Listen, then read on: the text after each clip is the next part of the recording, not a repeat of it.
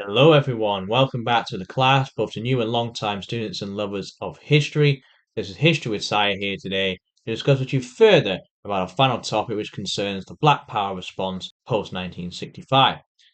If you haven't already, do check out the previous video where we went over the origins of Black Power with Malcolm X and the Nation of Islam.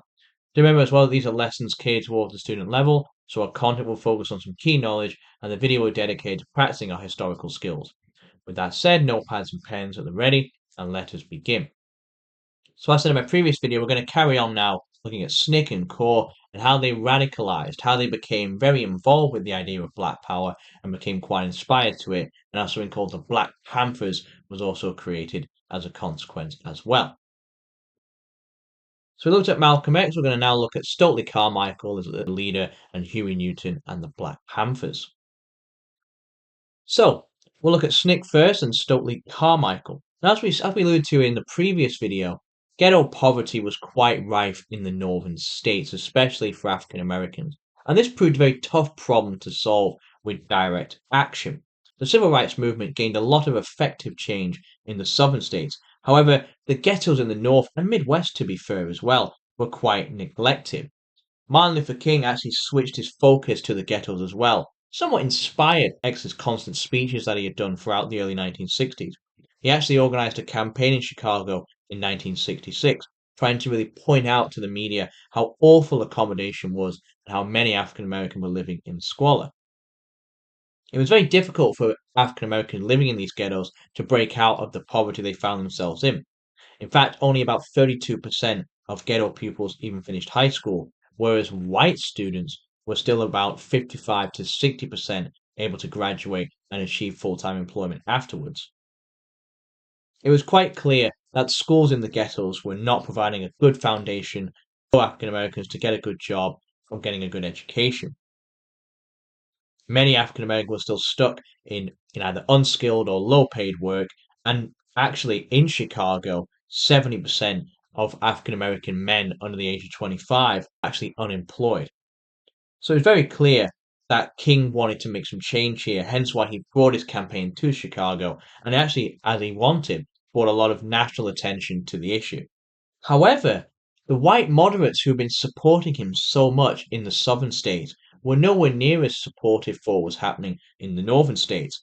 They really understood that segregation in the South was an awful thing and they wanted it changed. However, when it came to this poverty up north, they didn't see it as too dissimilar to the poverty that white families were suffering with as well.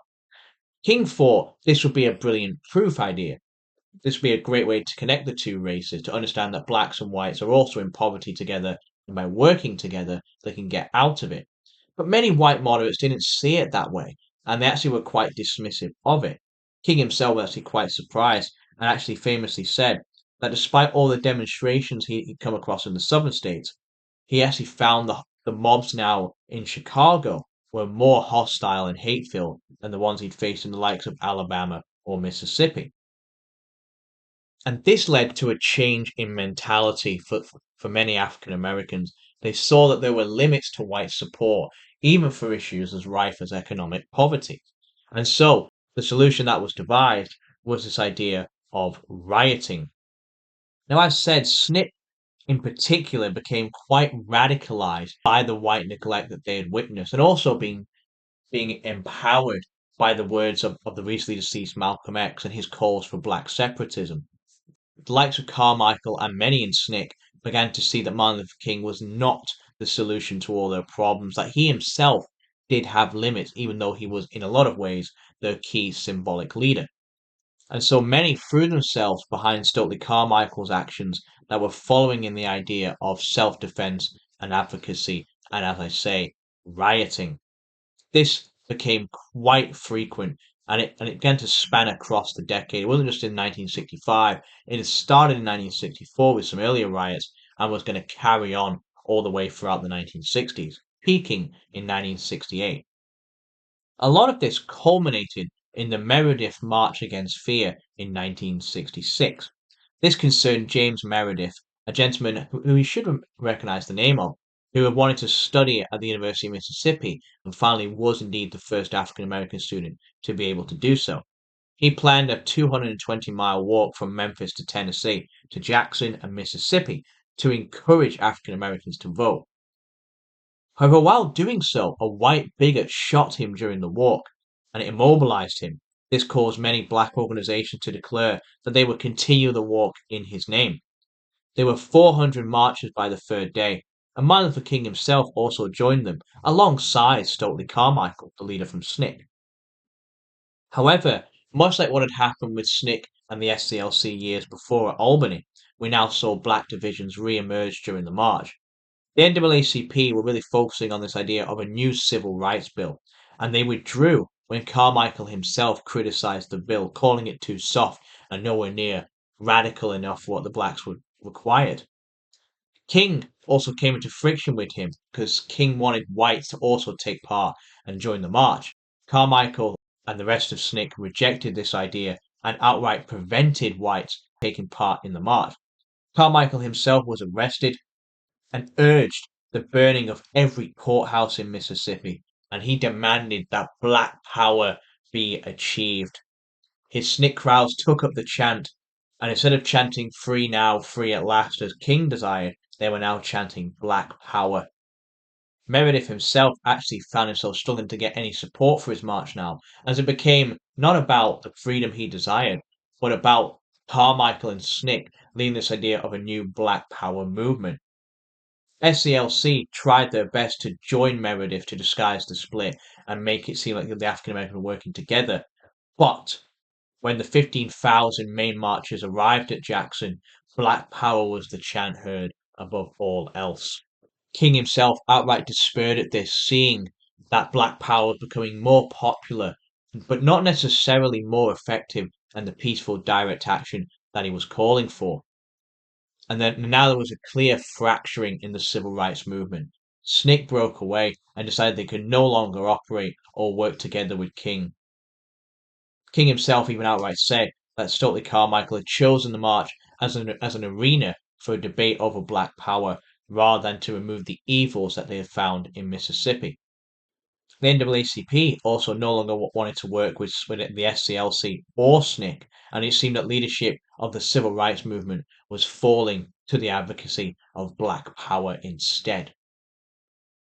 And that leads us on to Huey Newton and the Black Panthers. This group was one that wanted to take black power to the extreme. They now saw the popularity Carmichael had gained for the movement and black power as a whole, and they wanted to capitalize on it and take it further. So he formed the Black Panther Party for Self-Defense in Oakland, California in October 1966. Huey Newton formed it with the 30-year-old Bobby Seale. They adopted a predominantly paramilitary uniform with berets and leather jackets, and they also called for inspirational rallies to cry for power to the people and for the idea and for a revolution to finally begin.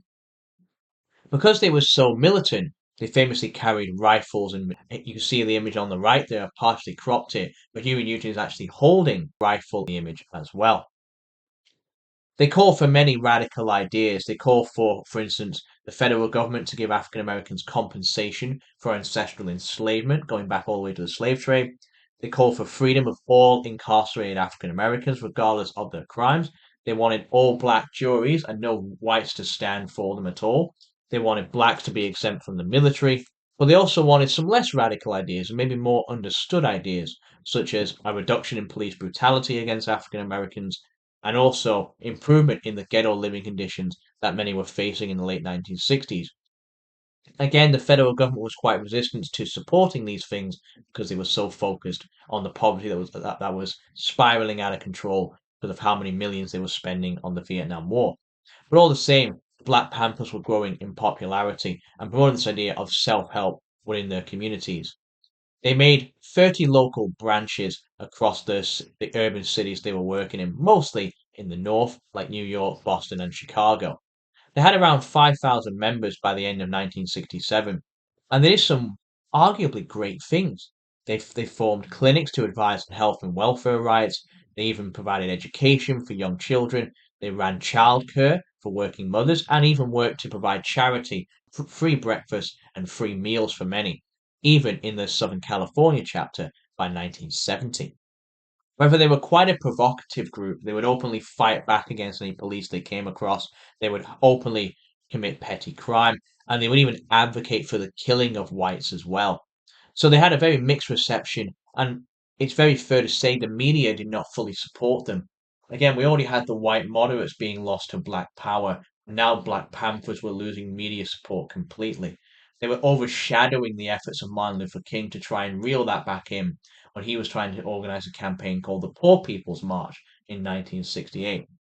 Females were also losing their place in the movement as well. They saw it as very militaristic, very masculine, and they didn't like the type of masculinity that it was promoting, one being quite violent, quite aggressive, quite openly confrontational with the white communities. And so many black women were now turning towards feminism instead as the movement they wanted to follow that was forming as the second wave got underway, with things like birth control coming about and the likes of Betty Friedan's feminine mystique becoming quite popular in the minds of many American women. It also was not helped that the Black Panthers, just like what Snick and Core were now doing, were expelling whites from their movement and being openly confrontational with all of them, not just necessarily the police, but again resistance to any outside support for what they didn't deem as their people or their race. But one clear success we probably could say the Black Panthers achieved was this big, massive boost in black pride. Again, you call back in our series when we talked about Marcus Garvey in the 1920s, he called for the idea of black pride in their culture, and the Black Panthers really expanding on this for the first time it had been really done in over 30 or 40 years by now.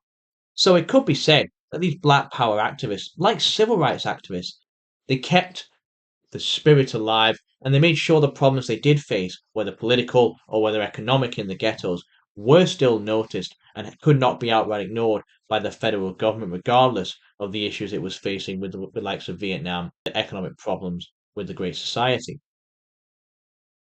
So, in summary, what exactly had happened? What had these groups really achieved? Well, it was very clear that these black power groups were more asserted than the peaceful civil rights groups. They really became more famous in the media for the wrong reasons, many would say, because they were seen as too radical. They were seen as, yes, while pointing out the problem of the ghetto conditions, they were arguably quite impatient. And because of that, they were turning to radical violence actions that while were commendable and gave many African Americans more confidence in this freedom to behave in a way that felt more freeing, it lost them a lot of white support, and it led many whites to actually think that maybe civil rights had gone too far, and actually they should really reel it back in.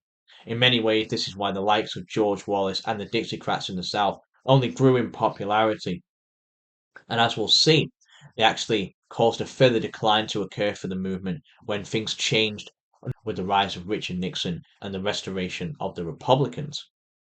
It also did not help that these three main groups, while united on the issue of black power, they openly opposed each other.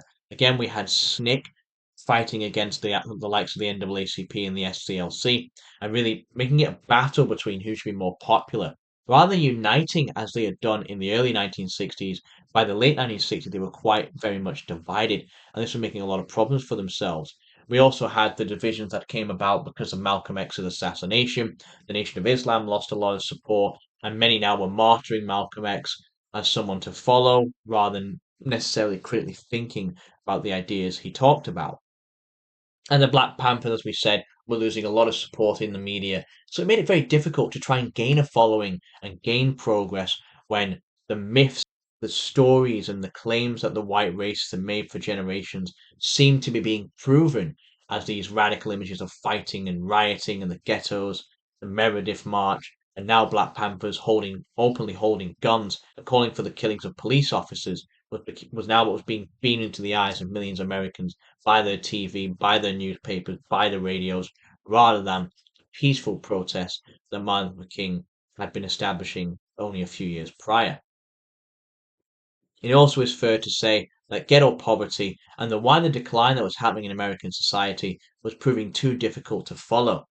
We're going to see in our following video how actually the civil rights movement will indeed fully decline as this decade comes to a close, as these frictions that have come about in the movement go too far and make it really, really difficult progress to truly continue.